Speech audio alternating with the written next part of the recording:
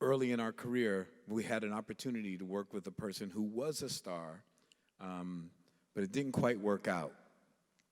We spoke to her early that afternoon, and it was New Year's Eve, 1977, going into 78. We had only a couple of records to our credit, but they were pretty cool, and she was pretty cool. She's very avant-garde. Her name is Grace Jones, and we had never met her, but in our world, she was mythical. It was like, wow, Grace Jones. She had her assistant call up, and it was like, whoa, we're important. We're really in show business. Grace Jones is assistant. We wanted to pretend like we had assistants. So my partner, he got on the phone, and Chic Organization, yes. You'd like to speak to Mr. Rodgers? Hold on a second. We were like cracking up, like acting like we have a real office and stuff. We just have an attorney, and our office was our attorney's office.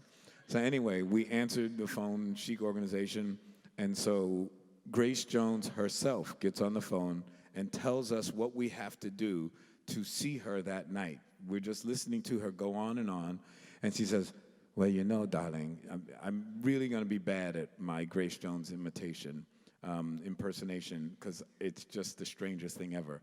But she sounds like a cross between Marlene Dietrich, Grace, hello, darling, this is Grace Jones. So it's something interesting. It's like an affectation. It's a potpourri of like every star. You mix it up, and there you go. That's Grace Jones.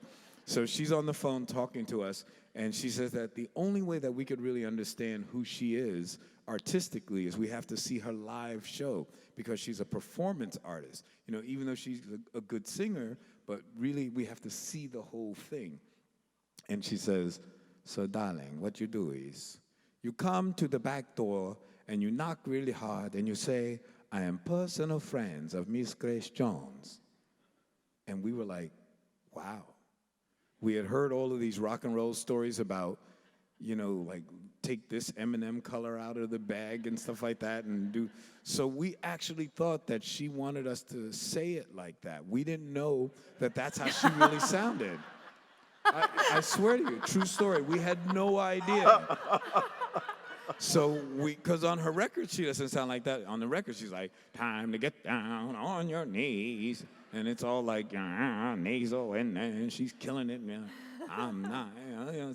So, la vie en rose, you know. So we thought that was her normal speaking voice, and we thought that this other voice was this rock and roll thing. So we knock on the back door of Studio 54, and we say, hello, we are person. This is the truth. Come on, guys. This is nonfiction here. We knock on the door, we say, hello, we are personal friends of Miss Grace Jones. And the guy slams the door on our faces. Are there any kids in here? And he says, oh, fuck off. And we went, no. We are personal friends of Miss Grace Jones.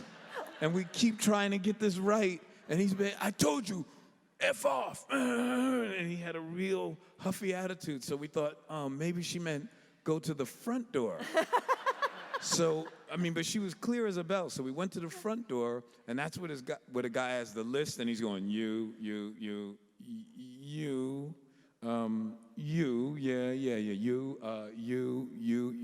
What's your name? Nile Rodgers? Bernard Edwards? You're not on the list. Oh, but wait a minute, hold on. And then, there's a whole crowd clamoring. We are personal friends of Miss Grace Jones. And the guy looks at us and says, what? And we just said, okay, that's it. So I guess the real answer is, F off. So we went to my apartment, which conveniently was around the corner.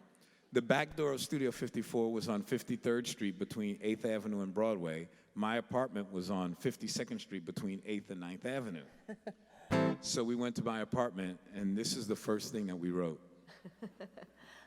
1, 2, fuck off. Fuck Studio 54.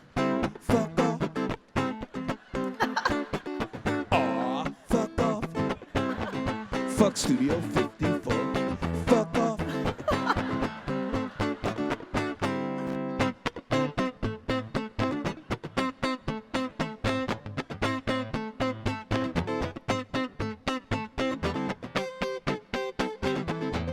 And we were into it, man. We were like going, fuck Studio.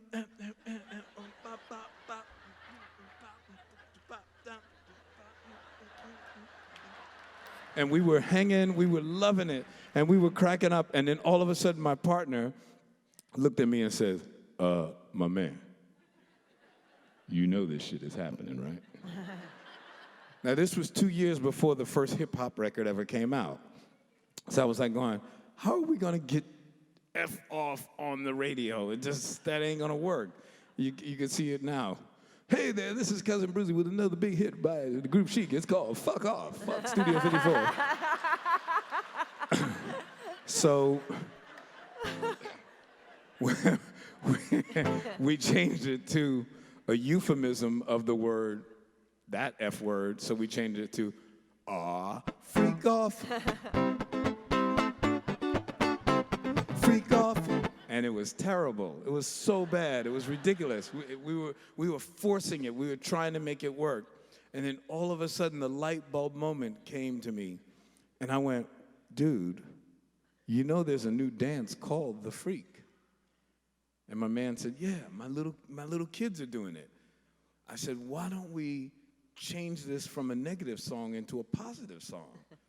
Like, let's make it about the dance. And he said, cool. So we wrote, as I said, it's nonfiction with fictional elements. The whole rest of the song is all fictional elements because we had no idea how to do the dance, but we made up a song about this dance that we didn't even know about or how to do, but we knew it existed. So we say, have you heard about the new dance craze? Listen to us, I'm sure you'll be amazed. Big fun to be had.